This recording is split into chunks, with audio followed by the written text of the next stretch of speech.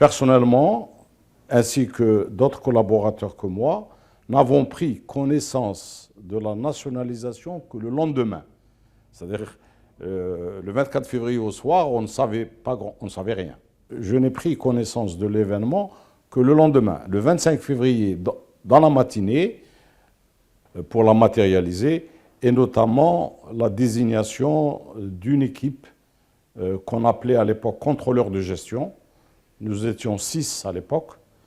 Je crois avoir cité les noms, Gamji, Terbouh, Hamoud, Latrachel, etc. Chacun avec une fonction précise au sein de l'organisation générale qui était celle d'Al-Rep. Alors vous remarquez qu'Al-Rep, c'est j'allais dire l'inverse de Repal. Hein. Donc c'est Algérie, recherche, exploitation pétrolière. Donc c'est le nom de la société qui devait gérer Hassi Messoud Nord au lieu et place de la CFPA, Compagnie française des pétroles en Algérie. Donc j'ai été désigné ainsi que les collègues que je viens de citer. Personnellement, j'ai été désigné au poste de chef de service forage. Donc je m'occupais du forage de Hassi Messoud Nord à partir de, je crois, début mars, si j'ai bonne mémoire. Hein. Début mars 71, donc je fus détaché là-bas. Bon, alors, c'est ce que je dis aussi. Pour nous, il y a 2 étapes. Hein, il y a 2 étapes importantes. Hein. Il y a, bon, évidemment, la date du 24 février. Donc, en qualité de contrôleur de gestion, on avait un rôle précis qui consistait à assister aux réunions du staff de la CFP à l'époque, de nous informer pour évidemment participer à la prise de décision. Mais disons que c'était un rôle pas très actif, hein, donc on était plutôt observateur. Les choses ont changé, et ça c'est ce que j'ai dit aussi dans le message que j'ai déjà envoyé. Pour nous, c'est le 1er mai 1971 qu'a commencé la véritable nationalisation. Pourquoi ? Parce que le 1er mai, on a assisté au départ des techniciens et des cadres français de la CFPA. Voilà. Et la relève s'est faite ce jour-là, 1er mai 1971.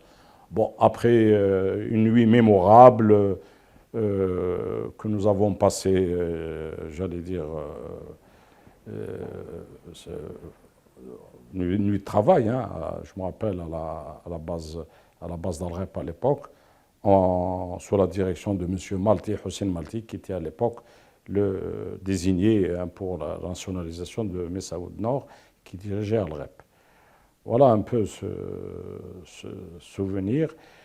Et alors, la question essentielle, hein, ce qui se posait, c'était comment remplacer les techniciens, surtout dans le domaine du forage. Bon, on n'avait pas trop de solutions, il n'y en avait qu'une seule, c'était de faire la promotion des cadres, des techniciens algériens existants, des techniciens algériens qui étaient déjà en place, qui étaient déjà sur les appareils de forage, qui avaient le niveau qui occupaient le poste d'assistant maître sondeur. On les a promus, bon, il y en a qui ont été promus maître sondeur. Et on a fait appel, évidemment aussi, on a fait appel aux ressources extérieures, provenant à l'époque de la DTP, d'Alfor et surtout de Repal. La SN Repal a beaucoup contribué j'allais dire, à l'assistance technique d'Al-Rep. Voilà un petit peu pour ce qui est de cet événement. Le sentiment, alors évidemment, le 1er mai, quand il s'est agi de passer à l'operating, évidemment, c'est différent. Hein, nous étions dans un état d'esprit différent. On avait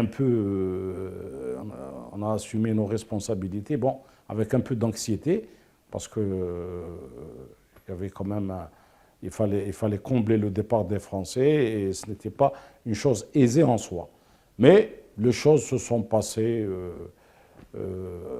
à peu près correctement. Hein. Il y a eu des problèmes, hein. Ça, c'est des problèmes techniques, il y a eu des difficultés au début, mais on a pris quand même, comme on dit, le pli et assuré un petit peu, un peu la marche des appareils de forage. Bon, il y en avait trois à l'époque, hein, donc il y avait deux appareils de forage et un appareil de workover qui ont continué à fonctionner normalement pendant des années. Voilà ce que je voulais vous dire. Alors, la question essentielle, c'était de garder cette marche en avant, de garder le fonctionnement, enfin, conserver les appareils de forage dans un bon état de fonctionnement et quand même assurer la production de pétrole. Alors, à propos on nous a demandé de raconter une anecdote, donc il y en a une qui est racontée, qui a été racontée, que j'ai reprise aussi, qui a été racontée pour le 1er mai, c'est celle d'un cadre français qui ne se souciait de rien, parce qu'il avait quitté Hassim Messoud la veille du 1er. Le 1er mai, c'est jour férié. Alors, il en a profité pour partir avec sa famille, faire un petit voyage dans la région, je crois, de Ouadsouf. Et donc, il n'était pas au courant de ce qui se passait.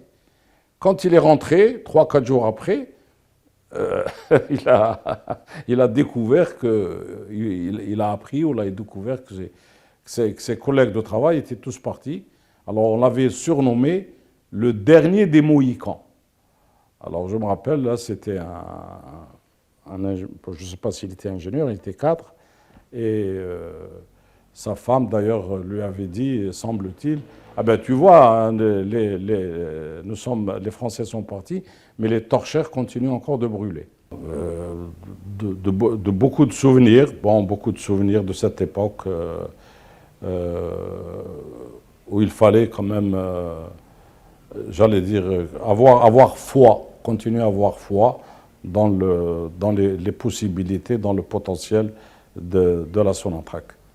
Et c'est ce qui a quand même... les nationalisations ont eu des conséquences extrêmement positives sur la marche en avant de la Sonatrach, parce que ça a permis à la Sonatrach de s'ouvrir différents segments d'activité, surtout dans l'amont pétrolier. J'avais aussi indiqué, je crois que vous le savez, que les appelés du service national aussi ont joué un rôle prépondérant. Donc, la plupart d'entre eux étaient techniciens ou jeunes ingénieurs. Voilà. Et tout ça s'est passé.